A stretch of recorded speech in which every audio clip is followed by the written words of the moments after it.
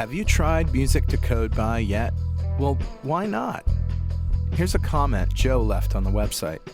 This is also great music to mow by. I like listening to music while doing yard work to help the monotony of it seem less tedious. This past summer, I started listening to these tracks while doing yard work, and they worked great. I could let the music play in the background without focusing on it, and it seemed to help me concentrate on getting through my tasks. Thanks, Joe. And now you can download the entire 13-track collection. That's over 5.5 hours of music to code by for only $39. Check it out at musictocodeby.net.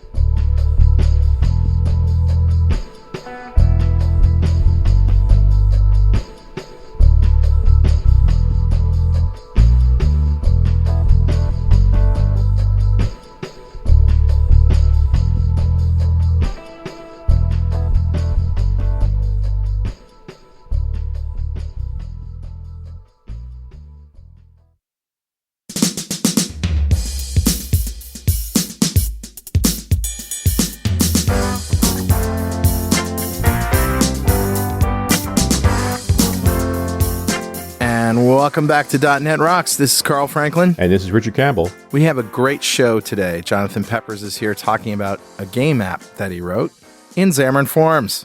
Awesome. Who does that? Apparently John does. Yeah. But how you doing, man? I'm good. I've, dealing with the geeky stuff. Never unhappy. Mm-hmm. We did that geek out a while back about my DC lighting system. Yeah. It's almost finished. Really? The geek out's almost finished? Well, we did the geek out already, but we did it on the parts that were done. Sorry, pronoun reference humor. Yes. But I ended up realizing I didn't have enough power supply, so I had to delay while I got a new power supply. And then there was some power distribution problems, so we got some new bus bars to do that. And now we're finally doing, all that stuff is in, and I'm getting the last of the lights in, and it's almost finished. That's great. I'm a big believer in finishing. Projects are, hard to finish. They are, aren't they? Yeah. Easy to start. Easy to start, hard to finish. Yep. Well, I have something very, very funny and very cool for Better Know Framework. You are going to love it. Awesome.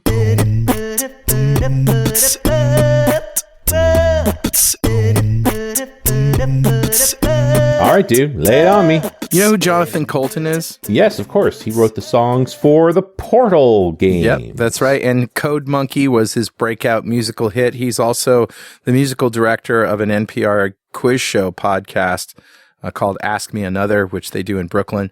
And also a former VB and SQL guy. I knew this about him. He wrote this tune called All This Time and put out a YouTube video, and it starts with him playing a text adventure game. So it's already awesome right there. It's already awesome. But not just a text adventure game on a CRT with a Hercules graphics card and the curved screen and everything. The ghosting. Who has a CRT anymore? Yeah, so hats off to Jonathan Colton for doing something for us geeks. You know, he makes no bones about being the geek that he is, and it's great. Love it. So that's what I got, Richard. Who's talking to us? Grabbed a comment off of show 1411, the one we did earlier this year with Gil Clearin when we were talking about Xamarin MVVM apps. And I don't know that I would necessarily make a game out of those, but, what are we going to do? And Guy Provost had this comment. He said, this is a great show. You guys talk a bit about Android emulators, and I was kind of shocked to hear you not mention the basic way to create emulators on a Windows or Mac with the Haxum Intel Emulator Manager. Huh? It comes out of the box. All you need to do is set a flag in the BIOS if it hasn't already been enabled, and requires no Hyper-V installation or the need of any third-party tool like VirtualBox. Haxum is really fast, not like the original Android emulator software Accelerated, plus it's just there. I've used it on my Windows 10 home machine, my Windows 7 work domain connected and min restricted machine, and a MacBook Air Mac OS machine without any problems at all. Is this something I missed out of the show, or is there a problem lurking with this approach? Or maybe it's something like Gentry Motion is even faster. No, I think we just didn't know about it, actually. Yeah, I didn't know about it. So I will just add a link to the Haxum Intel emulator, because that's a way to go about getting this thing done. And it's just another way to run an environment for Android and other environments. This is the HAXM is shorthand for the Hardware Accelerated Execution Manager. Guy has Hanselman syndrome. That is, you know things so far in advance that you're shocked that nobody else knows when you show that to him. Yeah, I can't believe you haven't seen this. Well, it's not always, doesn't always show up, right? You're not necessarily sure if something's going to be there. Yep. So, Guy, thank you so much for your comment. I've added that link to the show notes so folks can take a look at HAXM. Yep. And a .NET Rocks mug is on its way to you. And if you'd like a .NET Rocks mug, write a comment on the website at .NETRocks.com or via any of our social media, because we publish every show to Facebook and Google+. And if you comment there and we read it on the show, we'll send you a mug. And definitely follow us on Twitter. I'm at Carl Franklin. He's at Rich Campbell. And send us a tweet. I got nothing today. We'll turn him into a text adventure for you. Yeah, there you go. You can only use that joke once. Yeah. I got nothing. It's not even a joke, really. It's just an excuse. All right. Well, let's bring on our guest, Jonathan Peppers. He's a Xamarin MVP and author of the book, Xamarin Cross-Platform Development. He is the lead developer on popular apps such as NBA Life, Hanks Writer, that's Hanx Writer, and Draw a Stick Man. He works at HitSense, HITCENTS, on both line of business applications and games using Xamarin. Welcome back, Jonathan. How's it going, guys? Oh, it's going great. Things are awesome. Okay, man. You wrote a game in Xamarin Forms, and it's not a form. No. I'm so confused. Well, there is a story kind of behind this. I bet. Initially, well, let me talk about what the game is, I guess, and maybe that'll help. Yeah. So we got the license to use the NBA brand and the teams, and we had this idea to build an RPG game where you're living the life of an NBA player. So it's not necessarily you're going to be playing, a 3D basketball game, but you're going to be managing the people that work for you, managing your house and your money and all those kind of things that go, all the things around the NBA player. But it is a graphical game. I mean, it doesn't look like a bunch of forms. Right. And so originally we started building the game in Unity, and as we got into it, the design looked more like a flashy native app and less like a 3D game, that you would expect to be built with Unity. And so our first thought was, we'll just do a classic Xamarin app. We'll just try to share code and, code against, an Android UI and an iOS UI. Yeah. But we started prototyping in Xamarin Forms just for, we're trying to really nail down the game design of what the game is. Right. And we ended up sticking with it because it was working for us, if that makes sense. Yeah, sure. And so if you look at this, and I installed it just about a half an hour ago, maybe even less, and it was very easy to install, very quick, very responsive. And it's a native app. Why wouldn't it be responsive? And just great graphical transitions and things moving off the screen and on the screen and flowing and swiping. And it's all graphics. I mean, it's not like you don't see web app anywhere. You never think, oh, this could be a website or a web app that was just compiled into, Cordova or something. And the experience is fluid and wonderful. Yeah, and I think, a Xamarin Forms app really is a native app. Right. Yeah. The only thing you're dealing with is an extraction layer. Mm-hmm. So, there is some overhead, and, I can talk about some things we did that can get you better performance in your own Xamarin Forms apps. But, one thing that people gloss over is the animation system in Xamarin Forms. We have several guys that, all they did was focus on making animations. And you can write that in Xamarin Forms in C# in a cross-platform way. And I think that's most of what is getting the flashiness that you see. Yeah. And is the animation system just like the stuff that we're used to if you've done any Flash or Premiere or Final Cut or, the other animation tools where you have keyframes and levels that get changed over time. If you've ever coded an animation, maybe with WPF or iOS or Android, the APIs are very much like that. You say, I want to animate this value from here to here over time. Yep. And it's in code. There is not any nice, design studio that I know of to generate these animations. Can you use the XAML to do that as well, or does it have to be code? I think it has to be code because there's a lot of like callbacks and Lambda expressions you have to use. See. Sure. Well, that makes sense. Yeah, like I say, it's beautiful. And if I just had installed that off the shelf and heard about it and followed the link, I would never think, somebody used a UI abstraction, to do that. It just is amazing. On an iPhone 6 anyway.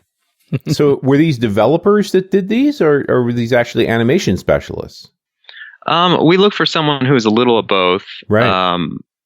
They were a couple contractors that we just kind of looked out on the internet and found people who had worked in Xamarin Forms a lot. And they put a really good demo together of what animations they had done in the past. And so we kind of worked with them remotely and integrated their stuff into the game. Very all right, cool. So they were literally specialists. And had you guys already storyboarded out all your animations so you knew what you needed? To a small extent, but we were leaning on them for creativity and for coding as well. Oh, that's cool. Yeah. So they probably had a good time as well. If they get to tell you, here's things we can do, then you sort of have more range to explore and tune the game to what they can do for you. So how did you approach this? I mean, when you started with the prototype and you got all this, the basic screens and what they did, and you started fleshing it out, at what point did you say, we're just going to continue with Xamarin Forms. There's no reason not to. First of all, why did you think that you couldn't do it all in Xamarin Forms? And then what tipped you over the edge? I think, our concern was performance. And honestly, the thing that really got us over the edge was, if you've ever heard of XAML compilation that they have in Xamarin Forms. And turning that on app-wide was enough for the app to kind of just work well enough. Even list views with rows of things were fast enough and fluid for us. And we're not looking for this app to run on older devices. We just need it to run on the 95% of what everyone has right now. Right. So just current generation iOS, top of the line Android, not worried about Windows Phone, not worried about other devices? Yeah, so our agreement with the NBA, it does not include desktop PCs. Right. So we didn't want to put through the effort to get Windows Phone specifically. Because that'd be UWP. Yeah. Yeah, and I don't think we're technically allowed to do UWP because of that agreement. But it was really for phones anyway, right? Yeah. Yeah. No, there's nothing wrong with just iOS and Android. That's plenty of devices. Yeah, and if it's doing well, we might revisit that because I think the app would work pretty well as a UWP app. We already support tablets. So you can play it on an iPad or an Android tablet right now. Nice. So you turned on XAML compilation, and that was the thing. Are there other things that you can do when you're building Xamarin Forms apps to make them more performant generally, or is that really the only lever you had? Yeah, so there's a great talk by Jason Smith. I think it was for this last Xamarin Evolve, where he kind of goes over a laundry list of things you can do. But I think I can talk a few things, but one of the easier ones is to just make sure you've not got too many layouts going on for something that could be simplified. Okay. So if you think about your XAML and you've got a stack layout with 4 stack layouts in it, that would perform much better as just a single grid with rows and columns. Huh. Right. Not only is the code cleaner, but each if you think about it, each tag you put in XAML, that's going to be a native view. And so the less views you have is just going to be a more performant app. Yeah, what's interesting is that back in the Silverlight days of Silverlight XAML, Billy Hollis, I learned from him that you get more control. And I think it was all about control, not performance, but you get more control if you're doing nested stack panels rather than grids all the time. But I guess that's different in Xamarin Forms. Yeah, and I think that's just because Forms is an abstraction over the native views. So you're trying to have as few native views as possible. Right. So one grid is a lot less than however many stack layouts you need. Interesting. And of course, you have no real control over how fast or slow your animation goes, right? This is not a strictly controlled animation. You just have to sort of set your own timings and pay attention. Yeah, and there's some benefits of the animations do actually go through the native animation system on each platform. So on iOS, animations actually run on a different thread than the rest of your app. And so even though your app is locked up, the animation may play. Interesting.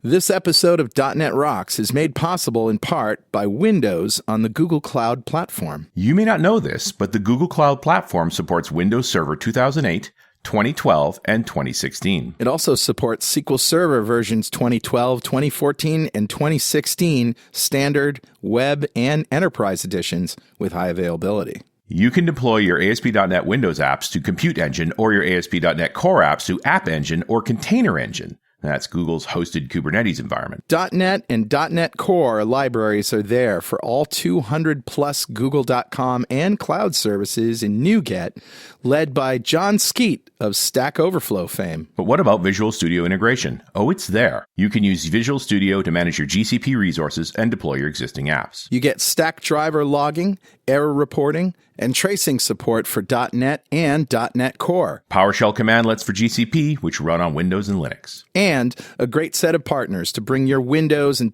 .NET workloads to GCP, including Capgemini, Nudesic, and Magenic. So go to gcp.netrocks.com and get your free trial today. Now, when you're doing Xamarin Forms the old way, you would have to do custom renderers to do, things that the UI layer of Xamarin Forms didn't do consistently across all the platforms. Did you use custom renderers here, or did you use their new declarative native UI? Yeah, so if you look at our game, it's the look and feel of the buttons and labels and so forth are very unique. They don't look like iOS. They don't look like Android. So it made sense for us to use a custom renderer.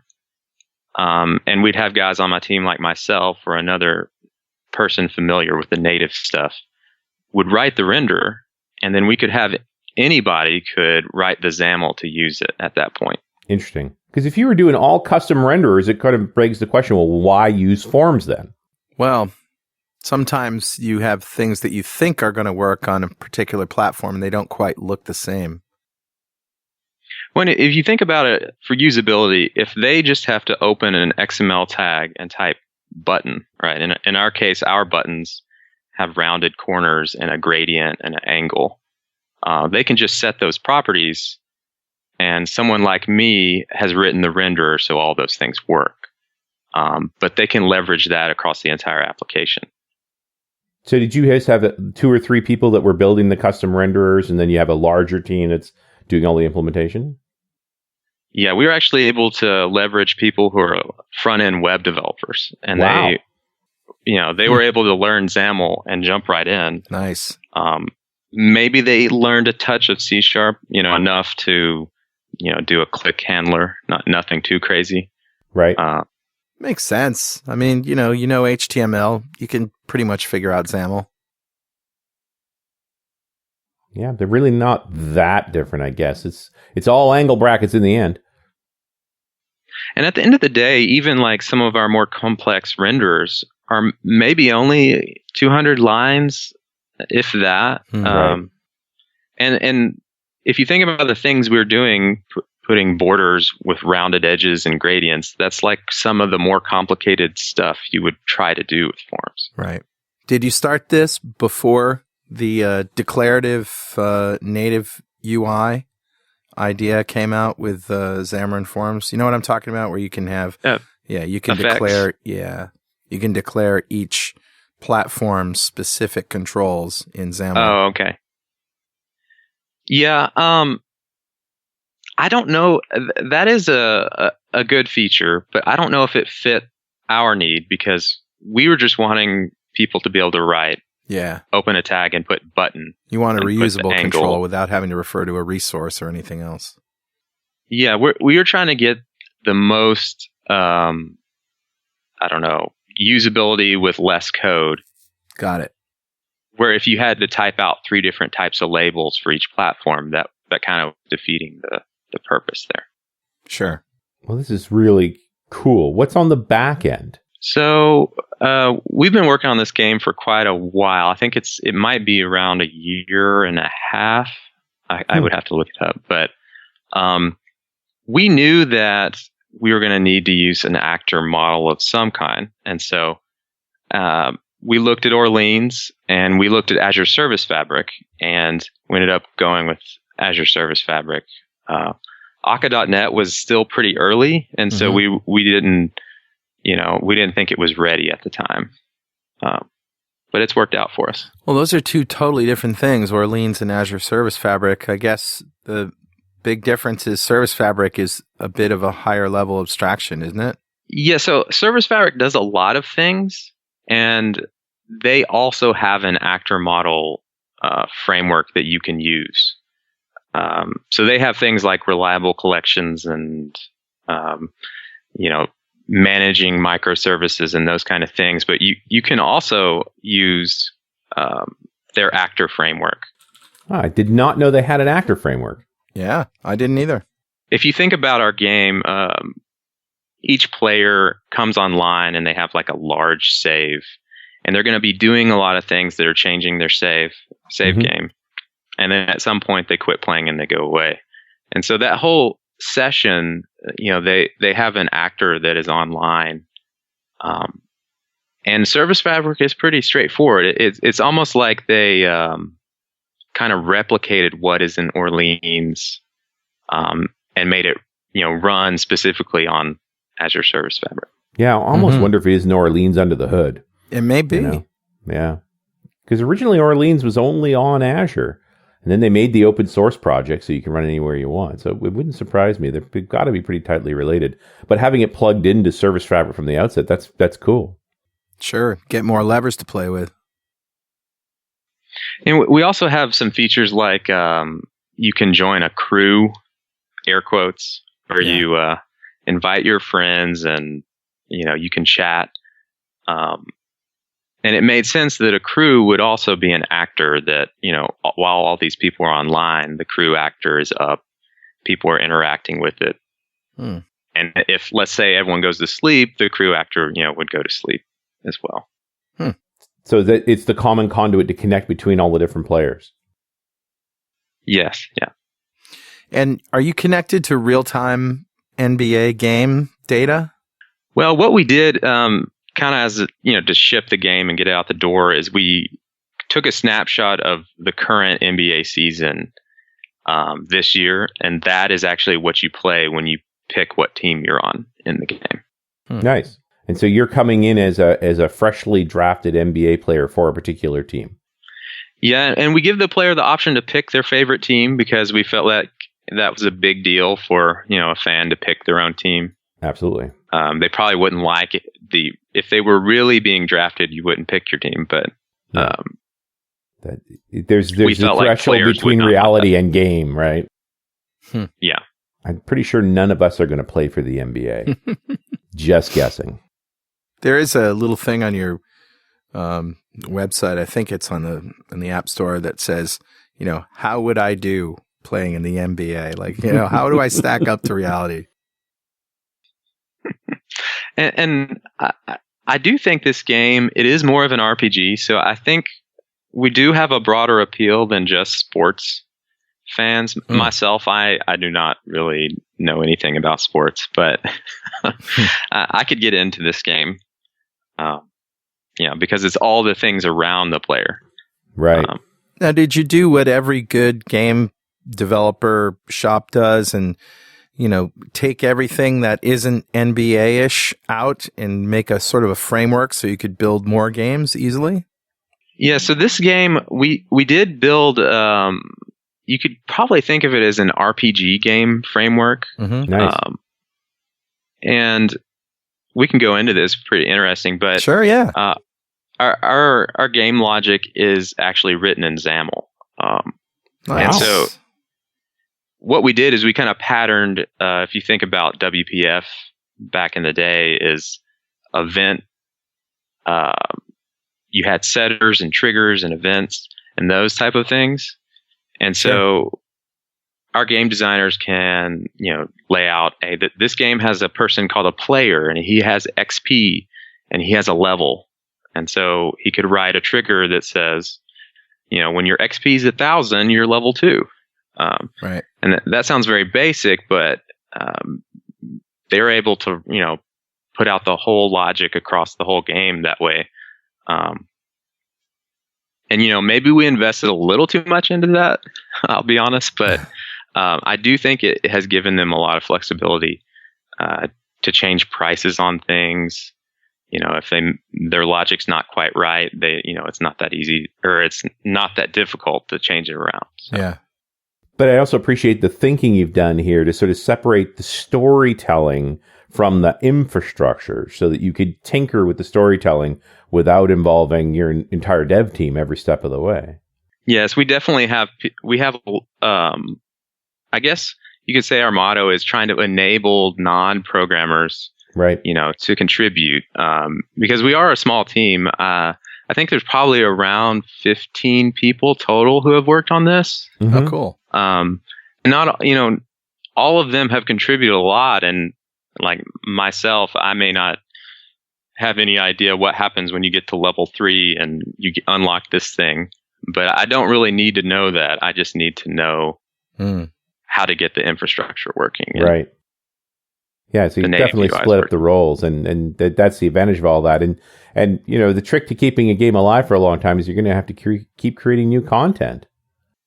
Yeah, that was also a big driver. We have launched with a few, pieces of the game that just say, "Hey, coming soon." So I expect in the next coming months that they'll be pushing more stuff, every few weeks. Yeah, and that's how a game stays alive over a long period of time, is that it's always something more to play. So you can keep going. And it sounds like you've made that bar fairly easy to hop over to keep adding content. Fantastic. Clever. And not if somebody told me we need to make an RPG game for a phone, this is not necessarily the tool suite I would choose.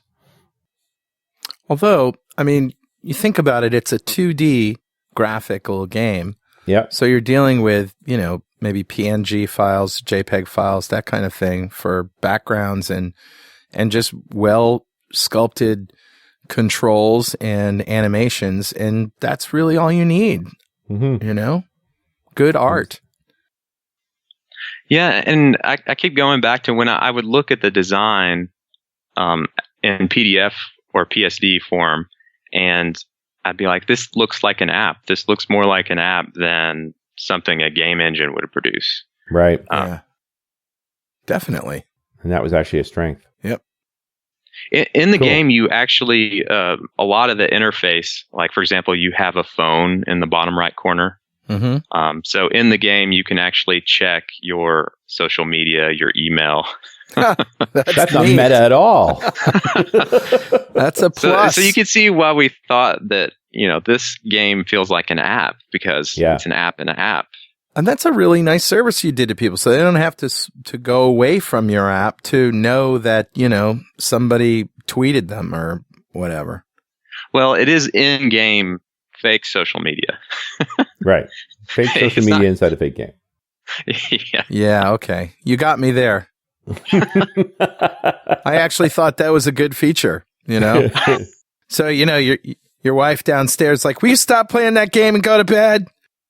And you're like, no, I'm chatting with Kobe Bryant. There you go. Well, Richard, guess what time it is now? It must be that happy time again. It's time to describe NBA life with one word. Swish. Wait a minute, maybe swish and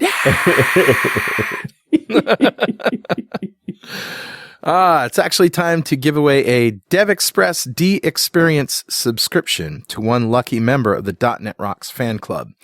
Become a UI superhero with DevExpress UI controls and libraries, and deliver elegant .NET solutions that address customer needs today, and leverage your existing knowledge to build next-generation touch-enabled solutions for tomorrow.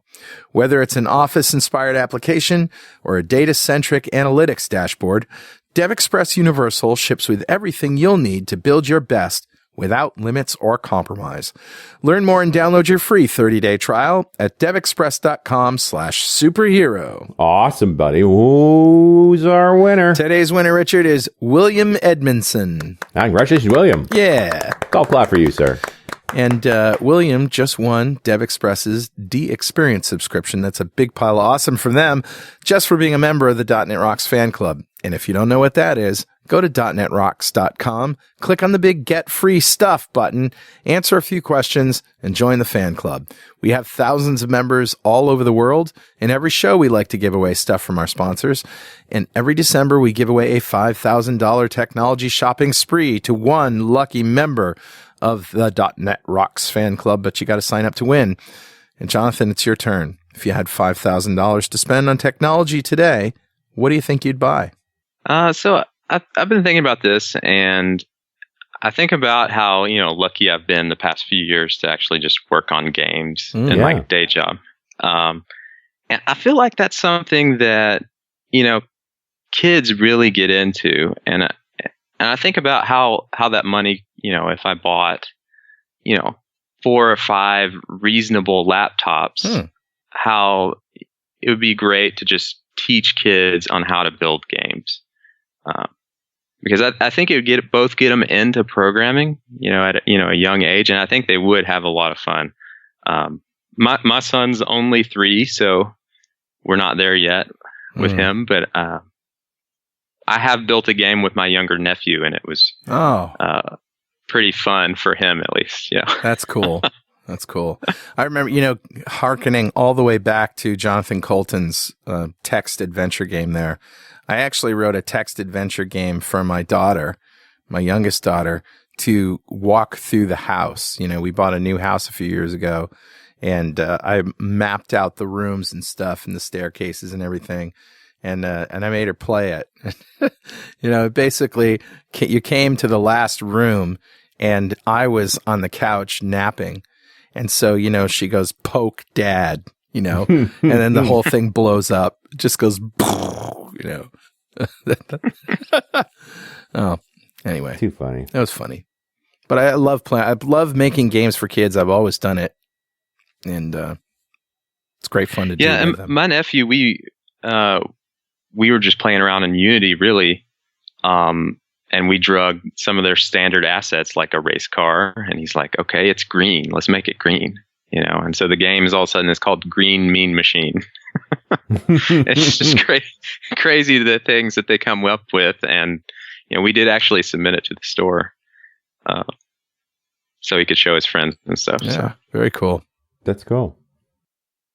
So can we talk about some of your other games that you've done before, briefly? So Draw a Stick Man. That's the original, isn't it? Yeah, that's probably the first thing we were known for. And the story with that is we put out a website, and it was just like a 2-minute little story where you drew a stick man and he came to life, and you draw all these things to help him through an adventure. And that idea kind of went viral. That website did, and from the following of that, we actually built a mobile game, and then we built a sequel. I think the original mobile game was about 2012, and the sequel came out in 2014. Nice. And so that's a great game for kids. I compare it to Minecraft, but you're drawing, and is kind of a cross between Minecraft and Zelda or something like that, where you are playing a one-player story, but there's some creativity involved. Neat. Didn't you do a thing with Tom Hanks too? Yeah, and that it is crazy, the projects I've gotten to work on here. I think we talked about that last time you were on the Tom Hanks thing, didn't we? Yeah. It was making a typewriter out of a tablet because duh. Yeah. Yeah, we're actually maybe sometime in the next few months we're putting out an update to that app. But the idea was that you're going to be editing documents on a typewriter on an iPad with all the sounds and motion. I think we're coming out with some new typewriters. I can't really say a date on when that'll happen, but it's looking like it should be pretty soon. That's funny. That's great.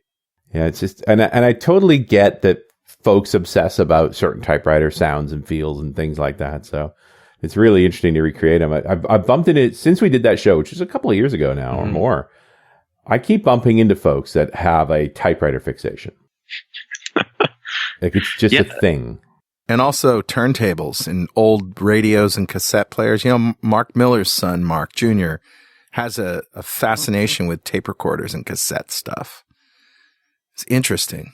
Yeah, he has, when I was last there, which was earlier this year, he has a mint condition 1980s Sony Walkman. Right. Like, it's immaculate. Yeah. It literally was like a flashback for me to see that thing. I don't know how you keep, the thing's 20 plus years old. How do you keep it perfect? Yeah, I know it. It must have been in the box or something. But I think that's really cool that, kids are getting into these things that aren't old enough to be yet out of the picture, but yet are not used anymore. And so they're never around unless they're in your grandfather's attic or your father's attic or something. Right. Yeah.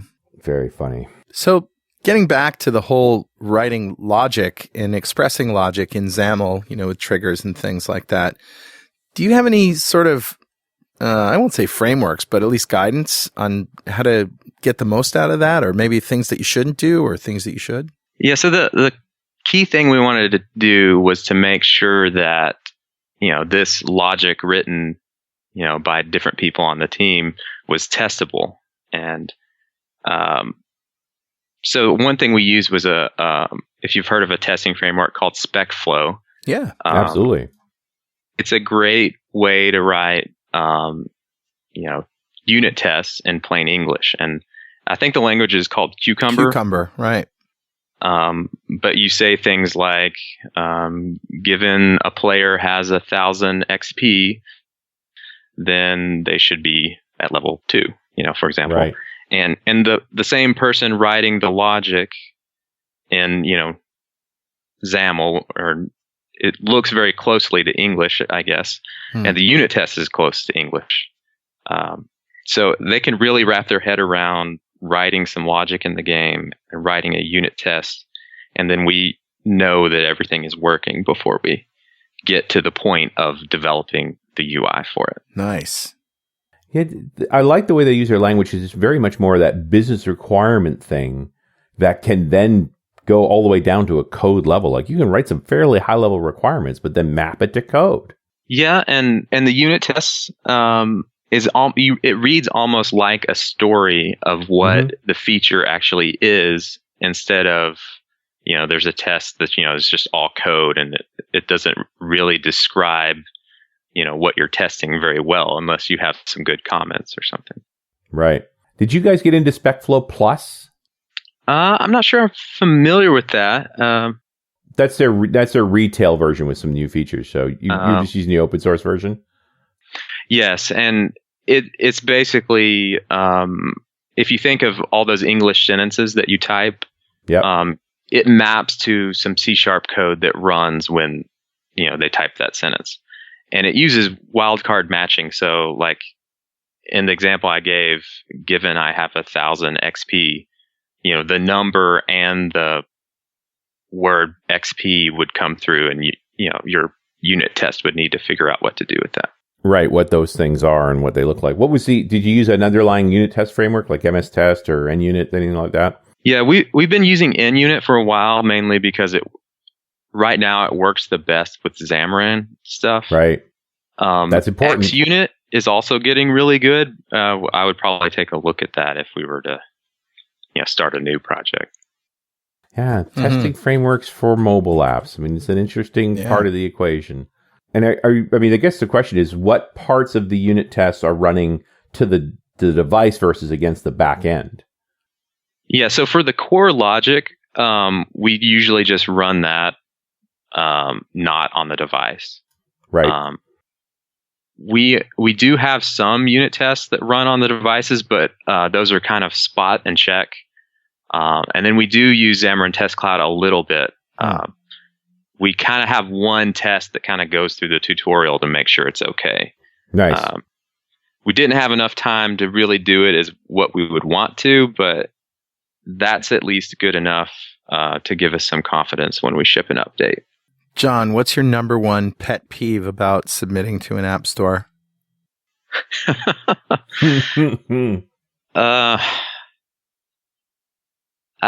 It has gotten a lot better. I'll say that. We've been using automated builds for a while, but in the past year, there's been good tooling that actually pushes your build to the App Store. Since that has happened, I don't feel like it's quite as painful because I think about maybe a year ago, I would have to open up this, Xcode and application loader and do all this manual stuff that just felt icky. Right. And I don't think you have to do that as much anymore. Mm-hmm. Well, that's good. Yeah, no question. It's definitely things have gotten better in that respect.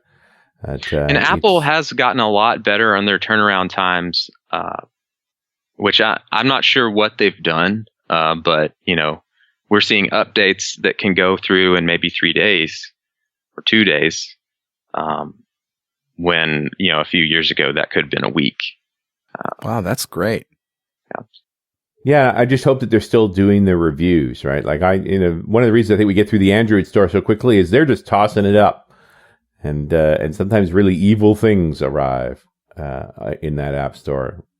So I don't know if do you guys deal with the problem of when a new version of iOS comes out, stuff breaks and you've got to recompile and push it on quickly? Yeah, usually there's a good notice. Like we'll get user reports of people on the betas, and so we'll have some time to fix it before the next version is out for everybody. And people who work for us are usually on the betas, so we usually know when something's messed up before our users do. Absolutely. Yeah, and that's the way you want it. But I'm frustrated with this whole dynamic of iOS revs, your app breaks, 1-star reviews come in, app doesn't work. You push your fix as quickly as possible because Apple gives you no heads up really. And then and then you don't get the 5 stars to counteract the 1s. You're using Hockey app to do your pushing to your testers, right? How many testers do you have? Well, everyone in the company. We have, I think, about 50 employees, but we also have people outside, families and friends and that kind of thing. And Hockey app, I would have to look it up, but I don't think there's a limit to the number of users, or maybe we're just nowhere close. But seems to be a great tool for. I mean, we used it even like our very first builds. That was how we got it out to everybody. Yeah. Back when the game was like one screen, and we used it as well at App Phoenix and had no problems with it. Yeah, I hear lots of good about Hockey app. I don't think we've ever done a show specifically on it. No, we haven't. We probably should. But we have their SDK in our app, and you can. We're using 2 things that are really great. The first is the crash reporting, which is. We've been fixing stuff as we see it and putting out updates every couple days since this game launched. But they also have a feedback feature where, because our app has a phone in it, we put a feedback app in there, and when you click it, it opens up Hockey app's feedback support, and they can send a message to us and attach a screenshot. And, one of our, people here can see that and review it, and they can even reply to them within Hockey App. Nice. And so the user will come back to the app and it'll open Hockey App's, little feedback UI, and it'll tell them what we've responded to. So there's a lot of features in Hockey App that are great. Just a great way to get it out to your set number of people without having to battle the store, and then get good feedback as you're figuring out what's going on. And even when you're on the store, you can leave that stuff in there, and we're doing, to collect crashes and get feedback. So you continue to collect crashes, you can take feedback from anybody, really. Yeah. Yeah. That's cool. We really haven't talked a lot about the Azure Service Fabric side of this app, other than the fact that it exists and it uses an actor model. Do you find yourself doing a lot of dynamic scale or anything? Do you have surge loads for this app? I don't know how much you've looked at this side of the product. Yeah. So on the, I could kind of describe what our infrastructure is a little bit. We, in Service Fabric, you basically open up a port, and in whichever way you want, you can handle web requests. And so we're just using Web API for that on the front end, on the incoming requests. Mm-hmm. And Service Fabric, you can scale up or down, and it has a load balancer for you on the port you have set up. Mm-hmm. And from there, our actors are doing all the heavy lifting behind the Web API. Right. So they're, pulling people's saves from the database, changing things, and when they go down, they write back to the database. Right. But we're not really using Service Fabric to its full extent, I would say. We're not really microservice oriented. We have such few APIs because our framework is so generic. We don't have a lot of custom tailored services right now. Yeah, I got to think it's just basically an actor per player. And you mentioned the actor for the gang or the group. The crew, yeah. So, I mean, that's pretty much it. There's one for each team. So, we track some stats, like how many people have chosen the Chicago Bulls, or things like that. We also have a few that manage your friends. So each player also has an actor out there that says what friends are online and things like that. But it mainly manages chat between your friends in the game. All right. Okay. And how long does it take to pull up an actor, reconstitute somebody's account from data and get them playing, and then put it back again? Is this really quick, or is there a bit of a lag? It's less than a second right now. Of course, it's still pretty early. I would not say that we're at scale yet, but the thing that is good is that an actor is just a C# object. Yeah. Right. And Service Fabric has a couple options on how their actors can work.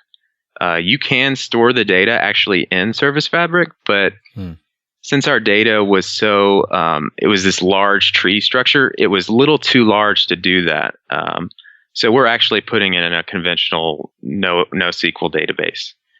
So the actor comes up, it pulls the file, as you would imagine, even an API would do it the same way. What NoSQL database are you using? We're using Couchbase server right now. Mm-hmm. And part of that was because they wanted to partner with us on this game. We've got their logo on the splash screen. Yeah. Nice. Cool. But I think it would have worked with anything, in Azure or. So what's the next RPG game you're going to write? Well, there's been some talk about another sports genre. And really we could do any type of game with this framework, and hopefully, as time goes by, we'll come up with another good idea or another great IP like the NBA that we could use to build a second game. And hopefully it won't take as long. Yeah, but there's also this side of just, keeping the content flowing. I go, what we haven't mentioned here? And maybe, I don't know if this is in there. So what can I buy in the game? Like, is there an in-game purchase thing that I can do? Is there some bling? So there is this trend of these games with these purchases everywhere. And we didn't want to be that, but we did need to have places, players could spend money. And so there's an in-game currency called Juice, which maybe it's a little odd, but it looks like Gatorade. Okay. That you can use to speed things up. You can also buy actual in-game money. But you can get pretty far without spending any money, and that was kind of our goal. We also have a few places where you can watch a rewarded ad video to unlock in-game content, like you might win a box that has a mystery item in it. Oh, neat. Cool. Yeah. So we're kind of going both directions there, and hopefully we're not, as conniving as some of the big players are. I just also think you've got to make a living too, right? Like I don't think anybody's going to begrudge you the idea that how do you get paid? How do you stay in business with this game? Because the game itself is free. Yes. Yeah. And it would be great if you could survive as just a premium game that's $4.99. Yeah. But we kind of see the whole game market going away from that. Definitely. Yeah. Wow, this is fantastic. Like I said before, I downloaded the game, NBA Life, and played it for a few minutes, and I was just really, really impressed. The whole experience, not necessarily the content of the game, because I didn't get that deep into it, but I was really impressed with the experience. You did a great job. Well, thanks, guys. You bet. And come back and talk to us again when you get your new apps out. I definitely will. All right. And we'll see you next time on .NET Rocks.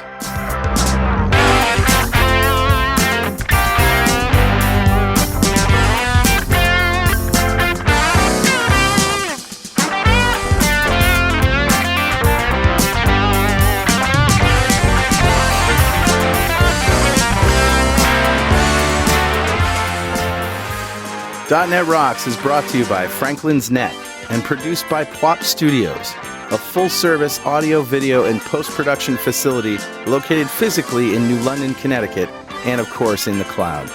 Online at pwop.com. Visit our website at dotnetrocks.com for RSS feeds, downloads, mobile apps, comments, and access to the full archives going back to show number 1, recorded in September 2002. And make sure you check out our sponsors. They keep us in business. Now go write some code. See you next time. Got transmitter banned by the FCC.